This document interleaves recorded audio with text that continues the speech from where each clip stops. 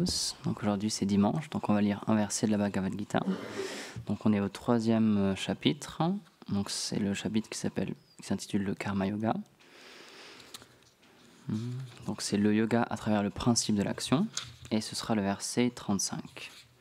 Mais avant, on va répéter tous un mantra ensemble pour se connecter et se préparer à recevoir cet enseignement. Om Namo Bhagavate Vasudevaya.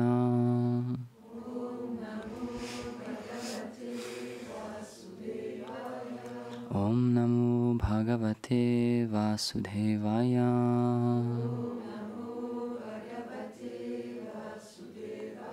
Om Namo Bhagavate Vasudevaya.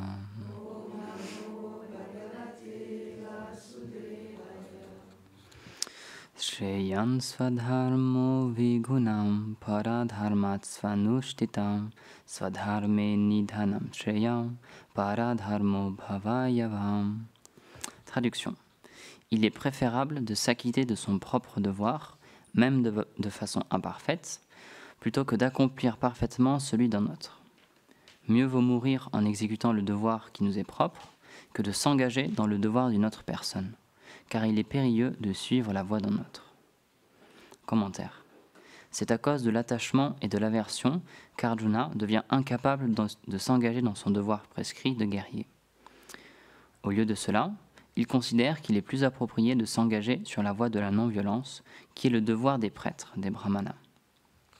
Pour remettre un peu dans le contexte, donc là c'est la discussion entre Krishna et Arjuna, juste avant le début de la bataille. Et donc Arjuna, c'est un guerrier, donc sa mission, son devoir dans la société, c'est de se battre pour protéger la société. Et vu que dans l'armée en face, il y a des personnes qu'il considère comme des membres qui lui sont chers, des amis, des proches, etc., il dit non, je veux plus faire mon devoir, je veux plus combattre. Et donc c'est Krishna qui lui explique ce verset-là, c'est là Krishna qui parle, qui lui dit il est préférable de s'acquitter de son propre devoir, même de façon parfaite, que de faire celui d'un autre. Donc c'est pour ça que ce qu'Arjuna un petit peu avant ça, dans le premier chapitre, il parle et il dit non, ce que je vais faire, c'est que je vais devenir un brahmana, je vais devenir un moine, je vais me retirer et je ne vais plus combattre. Et comme ça, tout sera bien, tout sera parfait. Mais Krishna, il explique que ça ne marche pas comme ça. Celui qui a la nature d'un guerrier ne doit pas effectuer le devoir d'un autre, qui peut lui paraître sans défaut. Si Arjuna prend le chemin de la non-violence, il ne pourra pas protéger le dharma pour le bien de l'humanité. Il devra donc prendre sur lui les conséquences de tels actes, même s'il accomplit le devoir d'un autre à la perfection. Alors qu'en accomplissant parfaitement son devoir, il peut atteindre toute perfection. Om Gyanatimirandasya Gyanam Jala Shalakaya Chakshurun Militam Yena Tasmai Shri Gurave Namaha. Jaya Shri Krishna Chaitanya Prabhu Nityananda Shri Advaita Gadadhar Shivasadi Gaur Bhaktavinda. Hare Krishna, Krishna Krishna, Hare Hare, Hare Rama, Rama Rama, Hare Hare. Namo Vishnu Padaya, Krishna Prasthaya Bhutale, Srimate Bhaktivedanta Swaminiti Namine. Namaste Saraswati Deve, Gauravani Pracharine, Nirvishesha Shunyavadi Paschatya Deshatarine, Vanchakalpa Tarubhyascha, Kripa Sindhubhya Evacha, Patitanam Pavanebhyo Vaishnavebhyo Namo Namaha. On est encore juste tout au début de la Bhagavad Gita, mais c'est déjà très très très intéressant parce que tout au long de la Bhagavad Gita, il y aura beaucoup d'enseignements qui peuvent sembler pas logiques ou contradictoires à la logique qu'on pourrait avoir. Parce que, encore une fois, pour replacer le contexte, Arjuna, c'est un grand guerrier, il s'expliquait que c'était le meilleur archer de son temps, il était absolument imbattable, et donc son devoir, son métier, puisqu'il était un kshatriya, donc sa fonction dans la société, c'était de se battre pour protéger ses citoyens. Et donc, là, c'est un peu la honte suprême pour lui, parce qu'il s'apprête à faire son devoir, donc à se battre pour protéger le peuple, parce qu'en face de lui, c'est une armée très mauvaise, avec des très mauvaises intentions, qui s'apprête à se battre pour voler le royaume, pour usurper le royaume. Et donc, il doit faire son devoir. Et là, juste avant de combattre, quand il voit les personnes qui sont en face de lui, il commence à avoir les chocottes, on dit, il commence à trembler, et il y a de la sueur qui commence à perler de son front, et il n'arrive même plus à tenir son arc. Il y a son arc qui lui tombe des mains. Donc pour le meilleur archer de son temps, difficile d'avoir une situation plus honteuse que de ne même pas arriver à tenir son arc. Et donc Krishna, pour le recentrer un petit peu, parce que là il est juste pris par ses émotions, il est juste pris par son mental, et Krishna il lui réexplique quel est son devoir, comment il devrait réellement agir. Srila Prabhupada il explique que le mot kshatriya, donc dans la société védique, il y a différentes divisions, chaque personne elle a son rôle, et donc le rôle des kshatriyas, c'est de diriger un royaume et de se battre s'il faut protéger ce royaume-là. S'il faut protéger les citoyens contre des personnes mauvaises, comme c'était le cas ici, ils doivent se battre. Et donc il explique que le mot kshatriya, il est fait comme en sanskrit avec plusieurs mots. Et donc kshat, ça veut dire la souffrance, ça veut dire une blessure. Et tra, comme il y a le mot trayate aussi, comme dans mantra, ça veut dire couper, ça veut dire arrêter. Et donc un kshatriya, c'est celui qui empêche que les autres souffrent. Son devoir, c'est de se battre pour que d'autres personnes n'aient pas à se battre, pour que d'autres personnes n'aient pas à souffrir. Donc c'est vraiment son but dans la société, c'est ça, c'est de pouvoir être capable de se battre, être capable de se défendre pour défendre les autres personnes, parce que les personnes dépendent de lui. Et donc Krishna, il explique, là tu es pris juste par tes propres émotions, tes propres sentiments, mais si tu ne fais pas ton devoir, qui est de protéger les citoyens, regarde ce qui va se passer. Toutes ces personnes en face, toute cette armée en face, ils ont juste des mauvaises intentions. Et à cause de toi, même si tu penses, comme il dit, même si tu penses agir d'une bonne manière, tu dis bah, je vais être non-violent. C'est bien la non-violence, c'est super de pas attaquer les autres. Il dit c'est très bien. Mais dans ce cas-là, c'est ce qu'on appelle aussi en français, en termes juridiques, non-assistance à personne en danger. Et ça, c'est condamnable. Parce qu'en face de lui, il y avait des personnes qui étaient prêtes à tuer énormément de gens juste pour assouvir leur soif de pouvoir. Et donc là, Arjuna, son devoir, c'était de combattre ces personnes-là, ne pas leur permettre d'accéder au pouvoir.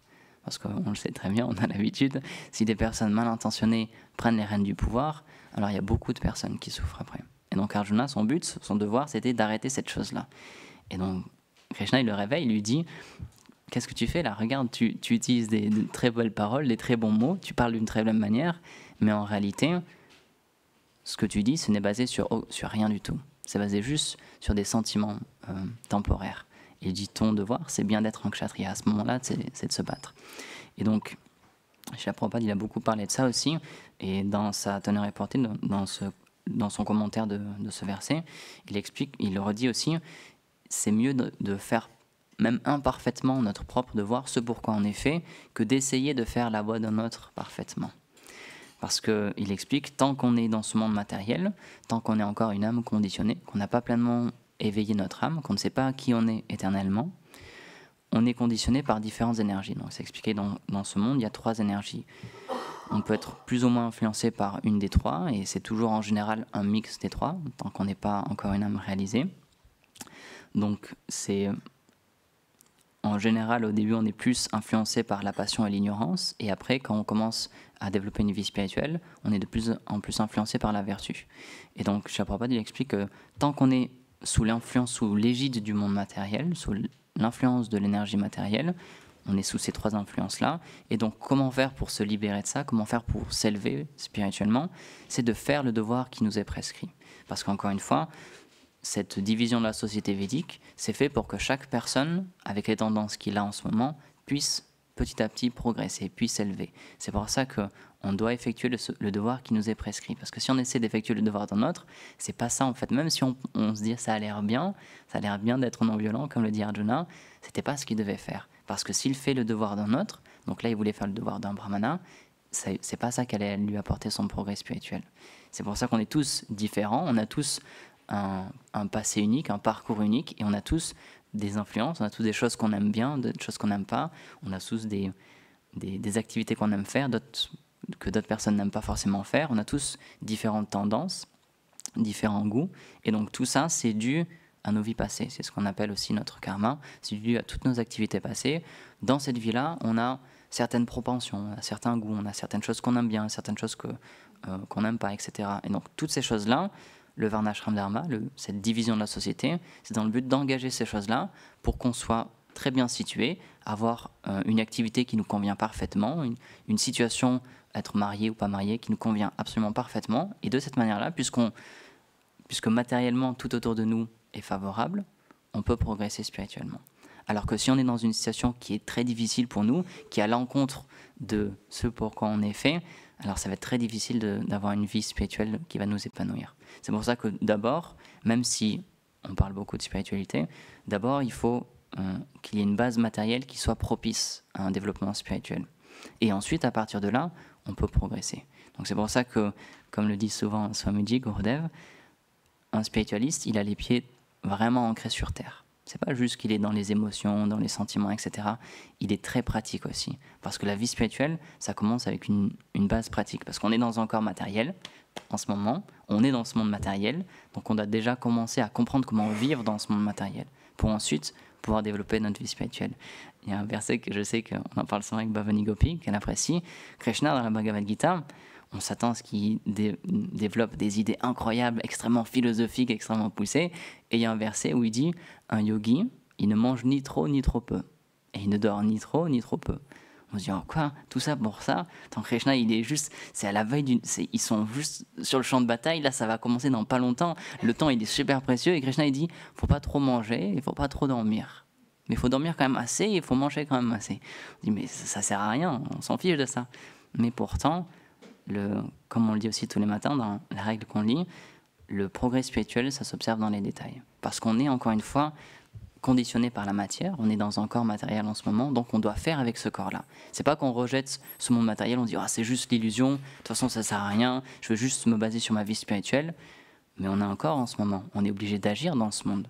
Et Krishna, il l'explique un petit peu plus tard aussi, tout le monde est forcé à agir dans ce monde. C'est impossible de cesser d'agir. Parce que si on regarde, on peut dire oui, d'accord, ok.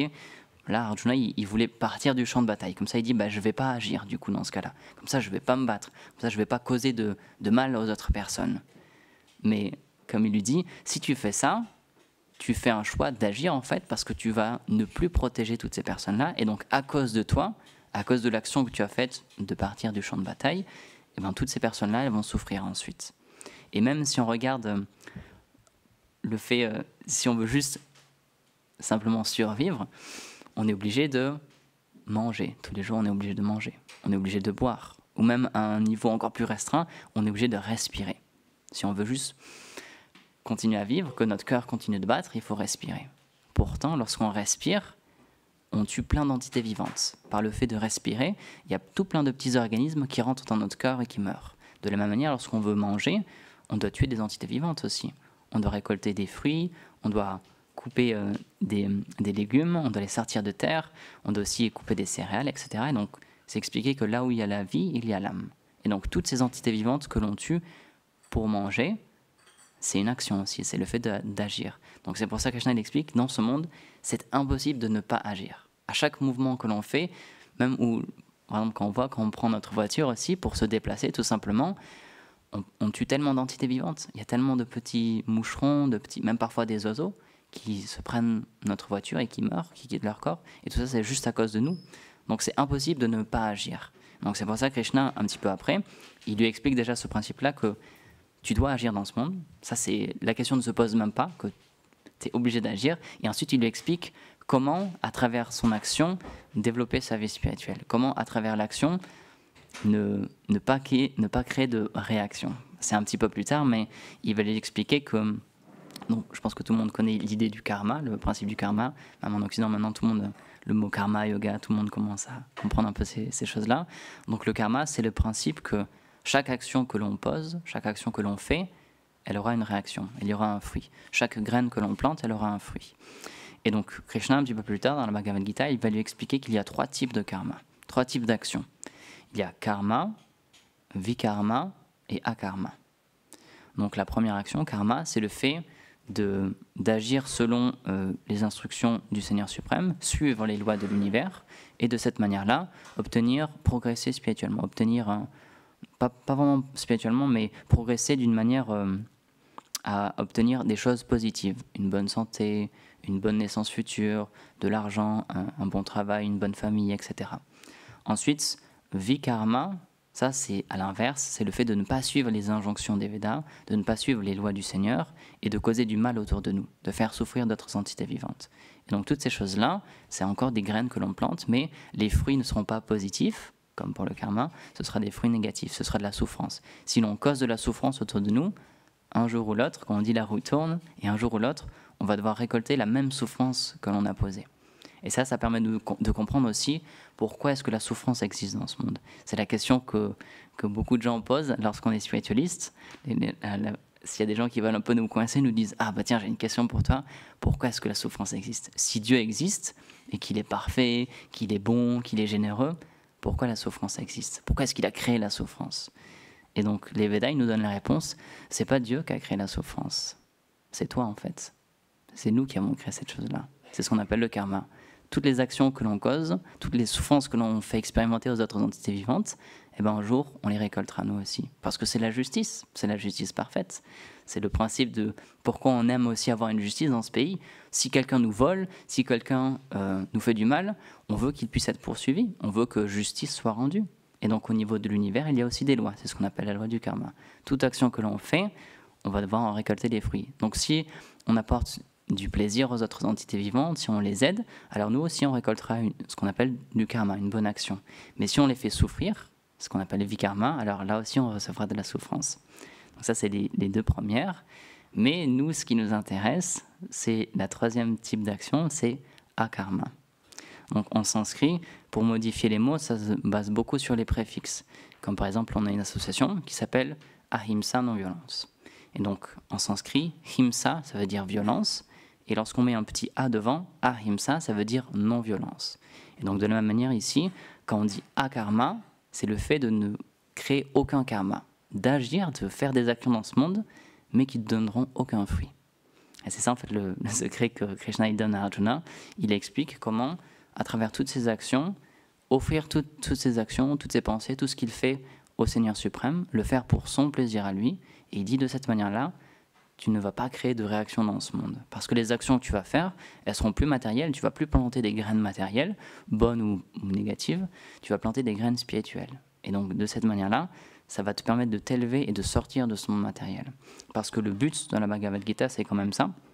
Krishna, il lui explique différents types de yoga, différents types d'actions aussi, mais il dit le but, le but des Védas est de me connaître. Vedais chacharver aham eva vedyo. Donc il dit le but en fait, réellement de toutes ces règles-là, c'est d'apprendre que tu es une âme spirituelle et que ta véritable place, c'est dans mon monde spirituel à moi, d'avoir une relation personnelle, unique, individuelle avec moi. Et donc, il donne différents types d'actions parce qu'encore une fois, comme on l'explique au début, on a tous un passé différent, on a tous des choses qui nous intéressent plus ou moins. Et donc, pour certaines personnes qui sont encore très intéressées par ce monde matériel, il leur permet d'agir et d'obtenir des bons fruits. Mais pour ceux qui sont plus intéressés déjà par ce monde matériel, parce qu'ils ont compris que tout le bonheur, ou comme toute la souffrance aussi, c'est juste temporaire. On va avoir un plaisir à un certain moment, et au bout d'un moment, cette chose-là, ça va se terminer. De la même manière, on va souffrir aussi, et lorsqu'on aura fini de récolter toutes les graines que l'on a plantées, cette souffrance va s'arrêter, et on va continuer encore et encore dans ce cycle-là. Et donc pour un dévot du Seigneur, lui, ce qu'il a compris, c'est que mon but, c'est de casser ce qu'on appelle donc le samsara, le cycle des morts et des renaissances, encore et encore. C'est de sortir de ce monde matériel. Et donc la première étape pour ça, c'est donc de faire ce qu'on appelle akarma, de faire des actions, mais qui n'engendreront plus de fruits, de plus de planter de graines. Parce que tant que l'on plante des graines matérielles, on va devoir, ça nous lie en fait à ce monde et ça nous force à prendre naissance pour récolter ces fruits-là. Alors que quand on fait ce qu'on appelle akarma, on n'aura plus de graines, on ne va plus planter de graines, donc on n'aura plus aucun fruit à récolter. Et donc c'est comme ça qu'on peut sortir de ce monde-là, en dédiant toutes nos actions au Seigneur suprême. Et donc c'est pour ça que, comme je l'avais expliqué dans une conférence il n'y a pas longtemps, chez Prabhupada, quelqu'un lui avait demandé c'est quoi la différence entre l'action matérielle et le bhakti yoga, l'action spirituelle. Et donc il lui dit c'est extrêmement similaire. À première vue, c'est exactement la même chose. Et quand on voit ce que l'on fait, c'est vrai, c'est la même chose. On se lève, on prépare un petit déjeuner, on mange, ensuite on fait nos activités dans la journée, on se repose un petit peu, ensuite on va faire des courses par exemple, et ensuite on va dormir. C'est la même chose que tout le monde, parce qu'on est obligé de vivre dans ce monde. On est obligé de faire des actions, sauf qu'on ne le fait plus pour nous-mêmes, juste pour notre propre satisfaction. On offre toutes ces actions au Seigneur suprême, et donc on agit directement pour lui. Et donc de cette manière-là, il dit, Krishna il le dit, c'est pour ça que parfois c'est un peu déroutant, il dit ça c'est l'inaction dans l'action en fait. Parce qu'on agit dans ce monde, on a des activités, on se lève, on discute avec des gens, on cuisine, on mange, etc. Mais on ne fait pas ça pour une action matérielle, on fait ça pour le plaisir du Seigneur suprême. Et donc cette action-là, elle est plus matérielle, elle devient spirituelle. Pour ça aussi on explique par exemple lorsqu'il y a l'arti, lorsque on offre des choses au Seigneur qui vient sous la forme de la déité, lorsqu'on lui offre des fleurs par exemple, une fois que cette fleur a été offerte, elle devient spiritualisée, parce que le Seigneur il l'a acceptée. Et c'est pour ça ensuite, lorsque ce qu'on appelle prashad, lorsque la miséricorde est distribuée à tout le monde, lorsqu'on peut sentir la fleur, on peut prendre la flamme sur nous par exemple, tout ça c'est spirituel, c'est plus une fleur matérielle, parce qu'elle a été acceptée par le Seigneur, elle était engagée dans son service, pour son plaisir. Et Srila Prabhupada, il prend cet exemple-là avec une fleur. Si vous voyez une belle fleur et que vous la coupez et que vous la sentez juste pour vous, juste pour votre propre satisfaction, malheureusement, c'est du karma. Parce que vous avez fait souffrir une entité vivante, qui était bien vivante, juste pour votre propre satisfaction. Mais si vous prenez cette fleur, que vous la coupez et que vous l'offrez au Seigneur, pour que lui puisse la sentir, pour sa satisfaction, et qu'ensuite, une fois que lui l'a goûtée, vous la sentez, ça c'est une fleur qui est spirituelle. Et donc ça, juste cette même action, la même chose, le fait de sentir une fleur, ça va vous permettre de vous élever spirituellement. Donc c'est pour ça que la voie du Bhakti Yoga, ça peut paraître assez déroutant parce que c'est pas le fait de s'isoler ou de devenir des ascètes et de ne plus avoir de contact avec ce monde, c'est le fait de vivre ici et maintenant dans cette société, mais de rediriger pourquoi on fait nos actions. Et c'est pour ça, comme le dit souvent Gurudev aussi, c'est pas qu'on est obligé de le dire à tout le monde et de le crier sur tous les toits, ou aux collègues qu'on a au travail, dit bah maintenant moi j'agis pour le Seigneur suprême, etc.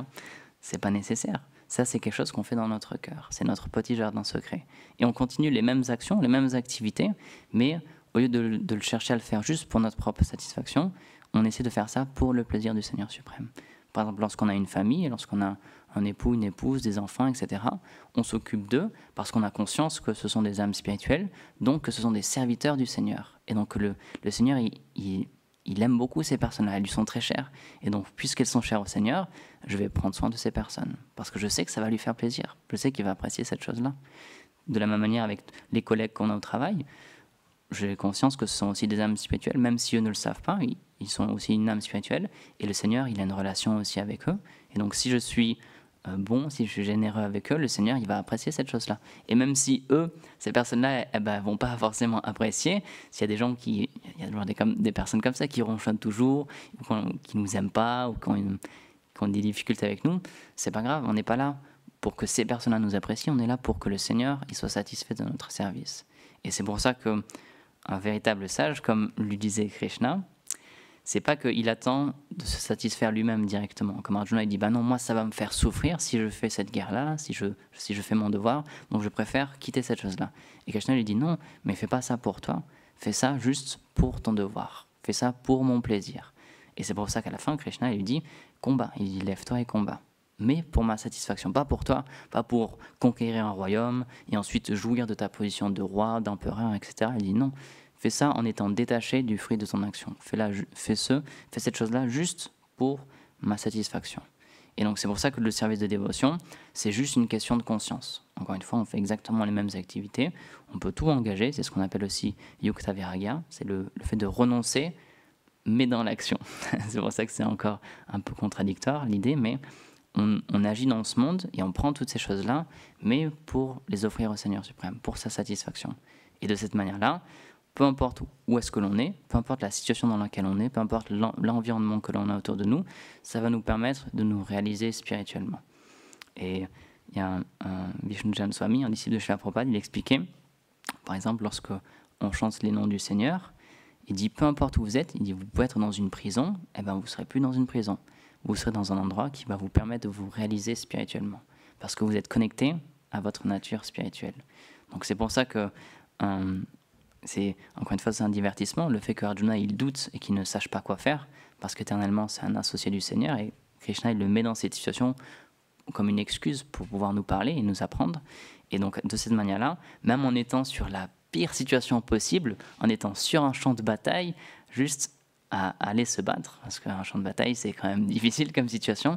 Et donc, même dans cette situation-là, on peut progresser spirituellement.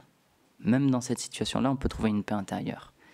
Donc c'est vraiment l'exemple, c'est l'exemple parfait. Il aurait pu choisir, Krishna, d'avoir ce discours sur une montagne bien calme, au bord d'un lac, avec une eau toute plate, avec les petits oiseaux qui volent, avec des fleurs partout. Non, là c'était au milieu d'un champ de bataille, avec des guerriers colossaux, armés jusqu'aux dents, qui allaient se battre pendant des semaines et des semaines. Et pourtant, même dans cette situation-là, c'est possible de progresser spirituellement. Donc c'est difficile de faire plus extrême que ça, comme situation matériellement parlant, on peut dire, une guerre d'une violence inouïe. Et pourtant, même là, Krishna il enseigne que l'âme, elle peut quand même progresser spirituellement. Donc c'est une question, c'est encore une fois, je termine sur ce point-là, c'est vraiment juste une question de conscience. C'est pas qu'on est obligé de tout quitter, c'est pas qu'on est obligé de changer nos habitudes, etc., de rejeter les membres de notre famille, pas du tout. Krishna il dit reste dans ta situation parce qu'elle est due à ton karma, donc elle est parfaite pour toi, elle est bien pour toi, mais engage toutes tes actions. Au lieu de faire les choses pour toi, fais-les pour moi, offre-moi tous les résultats de tes actions. Et comme ça, il lui dit, Arjuna à la fin, il lui dit, Ma Sucha, il dit, n'aie pas peur, n'aie crainte, je prendrai sur moi toutes les réactions de tes actes. Puisque tu t'abandonnes à moi, puisque tu dis que tu ne dépends plus que de moi maintenant, eh ben, puisque, comme on dit souvent, Krishna est réciproque, il dit, très bien, si tu ne dépends que de moi, eh ben, moi je vais faire en sorte que tu n'aies besoin de rien d'autre. Et ne t'inquiète pas, en faisant ton service pour moi, je m'occuperai de toutes les autres choses. Tu n'as plus à avoir aucune crainte.